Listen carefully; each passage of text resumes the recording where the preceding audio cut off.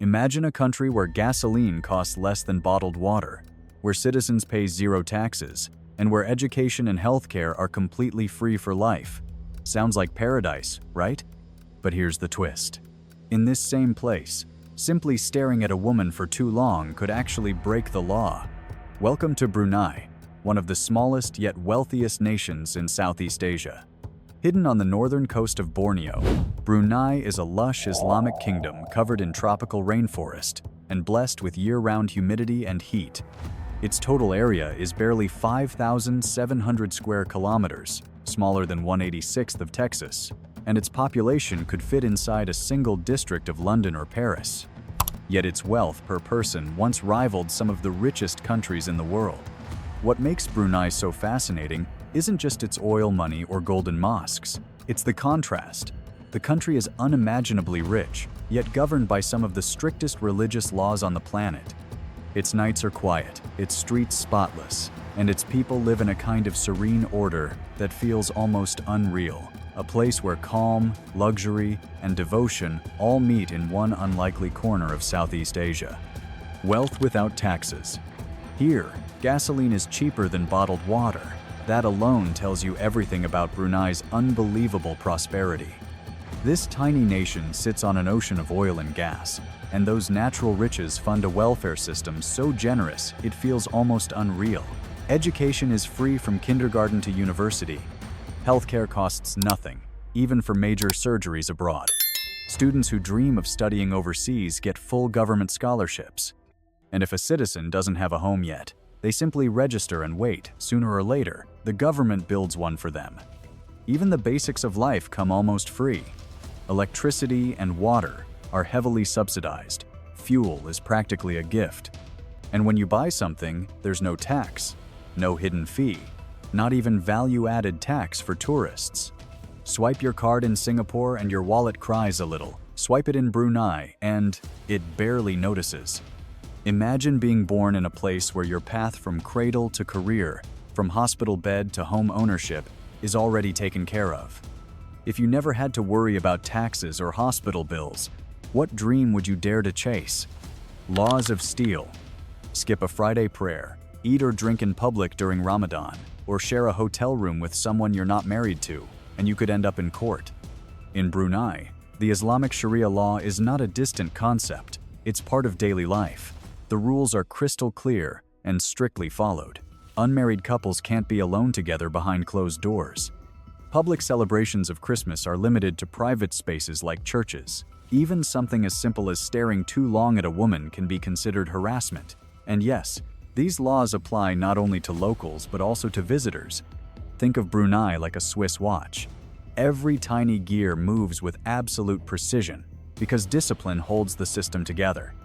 At first, travelers might find it tense or even intimidating, but once you understand the structure, you begin to feel its logic, its sense of calm and order. It's a country where safety and faith are two sides of the same coin.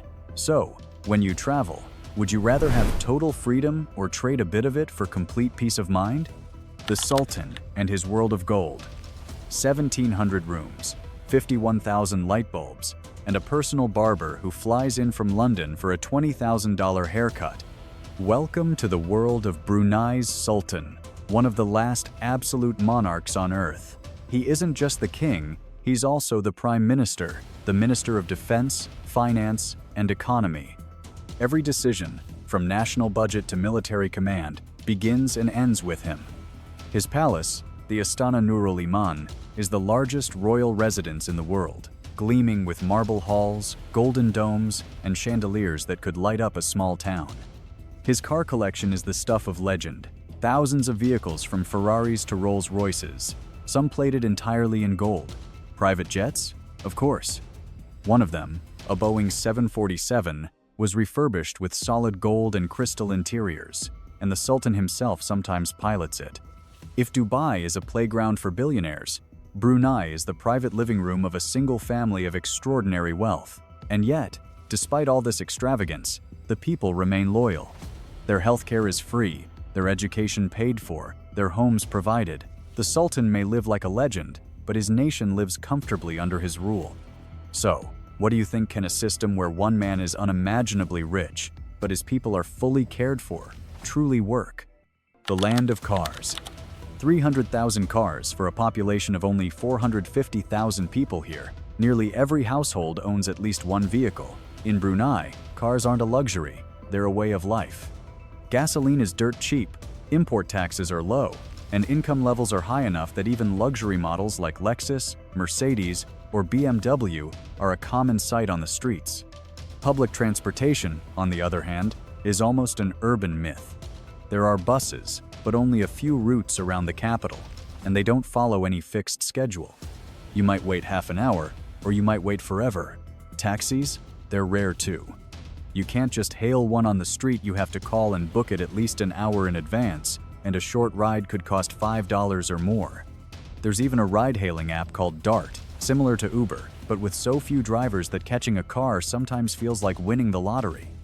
In Brunei, the four wheels of a car are your true legs. Without one, the country suddenly feels much bigger than it looks on the map. So tell me, would you risk your day's plan on a bus that might never come? Quiet nights and closed bottles.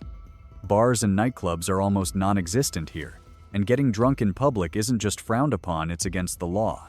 Brunei follows strict Islamic regulations on alcohol, meaning locals can't buy or sell it, and visitors are only allowed to bring in a small personal supply, 2 liters of spirits or 2 cases of beer, to drink privately inside their hotel rooms. So when night falls, don't expect glowing neon signs or music spilling out from open doors. The city slips into calm. The only place that truly comes alive after sunset is the Gedong Night Market, a bustling maze of food stalls, offering sizzling satay skewers, steaming rice dishes, and piles of fresh durian, whose powerful aroma fills the air from blocks away. Yet even this pocket of energy fades early. By 11 o'clock, the stalls close, and the streets return to silence. For a traveler chasing nightlife, Brunei can feel like a shock, a place where excitement is replaced by stillness. But for those who seek peace, safety, and quiet moments under soft streetlights, this serenity can feel like a rare kind of luxury. So, which team are you on, the one that lives for bright, restless nights, or the one that prefers to hear the wind instead of the bass? Modesty as a language. A handshake here is different. You touch just the fingertips, then gently place your hand over your heart. That small gesture says everything: respect, sincerity, and humility, all without a single word. In Brunei, etiquette is an unspoken art. Pointing directly with your index finger is considered rude, so people gesture with their thumb tucked into the palm instead. Gifts are always offered with the right hand, never the left, and never wrapped in white paper, since white is linked to funerals. Every motion, every custom, carries quiet meaning. Bruneian women reflect that same elegance. Their traditional outfit, the baju kurung with a tudong headscarf, is modest yet beautiful, flowing silk fabrics, soft colors, and detailed embroidery that whisper sophistication without ever shouting for attention. Though family remains central in their lives, many women here are highly educated, working as doctors, teachers, and even government officials. And when it comes to weddings, they shine brighter than gold, literally dressed in ornate gowns, threaded with golden patterns and crowned like queens. Like silk, the Bruneian spirit is soft yet strong, hidden yet radiant. Do you think modesty makes beauty fade away, or makes it last longer? The rhythm of slow. The official weekend in Brunei isn't Saturday and Sunday, it's Friday and Sunday. That's right, the country literally pauses twice a week, and sometimes even talks about adding a third rest day. It fits perfectly with Brunei's unhurried rhythm, a pace of life that feels almost suspended in time. Shops close early, restaurants open and shut at their own quiet tempo, and service moves at a gentle speed that would make a New Yorker twitch. Streets are spotless, yet you'll notice something missing: trash bins. They're surprisingly rare, so people simply carry their waste home. It's all part of a culture that prizes calm and respect over convenience and haste. Even the national habits reflect that stillness. Sports aren't a big focus here, and many students are considered overweight, the highest rate in Southeast Asia. But soccer holds a special place, often celebrated by the royal family itself. When the Sultan's nephew played for the national team, he was once promised a multi-million-dollar reward just for helping the squad draw against Vietnam. If Singapore beats like a racing pulse, Brunei hums like a resting heartbeat, steady, quiet, and content. How long could you live at that rhythm before your hands started itching for speed? Flavors you must try. Here, a full meal can cost as little as $1. The most beloved national dish, nasi katak, is as simple as it gets: steaming rice, a piece of crispy fried chicken, and a spoonful of spicy sambal. Cheap, quick, and absolutely everywhere, from roadside stalls to tiny late-night shops. Then there's nasi lemak, rich coconut rice wrapped in banana leaves, paired with eggs, anchovies, and peanuts. Or the smoky, irresistible satay, grilled over open charcoal flames and dipped into creamy peanut sauce. Sweet tooths will love kwai, Brunei's colorful traditional desserts made with coconut, pandan, and palm sugar, soft, fragrant, and often shared at family gatherings.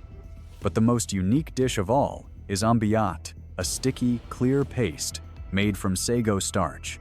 It has no taste on its own, yet it's eaten in a ritual-like way. You twirl it around a bamboo stick, dip it into spicy, tangy sauces, and share it with everyone around the same pot. It's less about flavor and more about connection, conversation, and community. Picture it a warm evening, friends laughing, hands twirling ambiyat together. So, if you had to choose, would you go for the cheap and delicious or the strange and unforgettable? The icons of Brunei. A golden dome mirrored perfectly on a still lagoon. This is the Omar Ali Saifuddin Mosque, Brunei's shining masterpiece and the heart of its capital. Built of marble and gold, it glows under the tropical sun and glimmers even more beautifully at night when the lights reflect across the water. Step closer and you'll see a fixed stone barge nearby, modeled after the ancient royal boats once used in grand ceremonies. Just a short walk away stands the Royal Regalia Museum, where the nation's royal history comes alive through golden thrones, jeweled crowns, and the enormous royal chariot used in the Sultan's coronation. From there, hop on a boat along the Brunei River to visit Kampong Ayer, the world's largest water village. It's home to thousands of houses on stilts, connected by wooden walkways and buzzing with life schools, mosques, and even floating grocery stores. And if you still have daylight left, venture into the green heart of the country, Ulu Temburong National Park. To get there, you'll travel by boat, climb hundreds of steps, and walk a canopy bridge suspended high above the rainforest. From the top, you'll see endless waves of emerald treetops stretching to the horizon. A few travel tips. Opening hours for most attractions are short, and prayer times close mosques temporarily. Book your boat in advance, and bring your own water or snack services can be scarce outside the city. If you had only 24 hours here, which would you choose first, the gold, the water, or the jungle? When Brunei was an empire, once upon a time, Brunei wasn't just a small, quiet kingdom, it was an empire that ruled the northern coast of Borneo and even parts of the Philippines, including Manila itself. From the 15th to the 17th century, the Sultanate of Brunei stood as one of the most powerful forces in Southeast Asia. Its influence stretched across sea routes, trade ports, and faith. Merchants from China, India, and the Middle East came here to exchange spices, gold, and silk. Islam spread widely through these same waters, carried by Bruneian sailors and scholars. But like many great powers, the empire's golden age faded. Internal conflicts, the rise of neighboring kingdoms, and the growing shadow of European colonization slowly eroded its reach. By the late 19th century, Brunei had been reduced to a narrow coastal strip under British protection. It would take almost a century, until 1984, for the country to regain full independence. From commanding seas to guarding serenity, Brunei's story feels like watching a penthouse view shrink into a small, peaceful home, less grand, perhaps, but more content. So what would you choose, the Brunei that ruled with power, or the Brunei that lives quietly in peace? The mysteries of Brunei. They say there was once a hill, a hollow hill built to imprison a royal woman who committed an unthinkable sin. She was sealed inside with food, air, and firewood.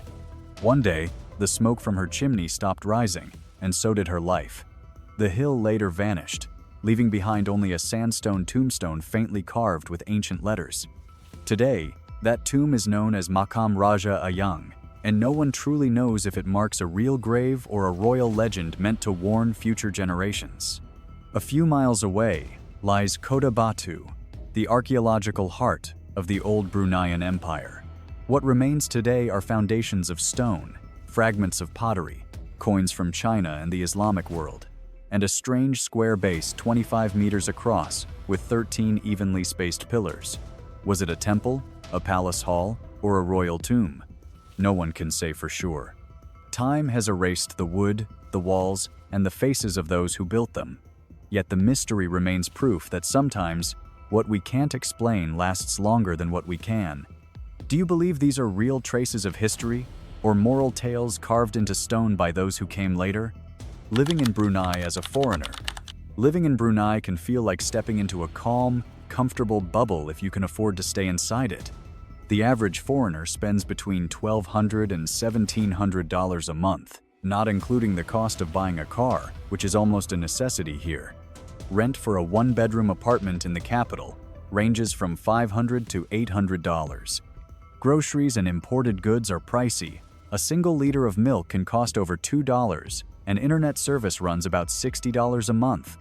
Because public transport is limited, owning a car is nearly essential. A decent used vehicle will set you back somewhere between $5,000 and $10,000, depending on the model. Once you're driving, though, fuel is so cheap you'll barely notice the expense. Here's a quick tip for daily life.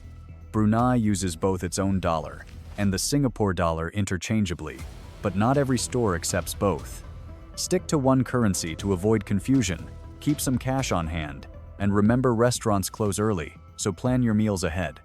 Brunei offers safety, simplicity, and a surprisingly peaceful pace, but it comes at the cost of convenience and buzz. Would you trade comfort and excitement for the kind of slow, safe life Brunei promises? Brunei is a beautiful paradox, rich enough to give freely, strict enough to stay peaceful, and quiet enough to be unforgettable. It's a country that defies expectations at every turn, where wealth meets humility and silence feels more powerful than sound.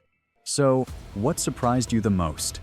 The fact that gasoline costs less than water, that nights are almost completely silent, or that a single palace holds 1,700 rooms? In the next episode, we'll step into Kampong Air, the 1,300-year-old water village where people live, study, and even receive medical care all on the river. If you enjoyed this journey, don't forget to like, leave a comment with your answer, and subscribe so you won't miss the next adventure.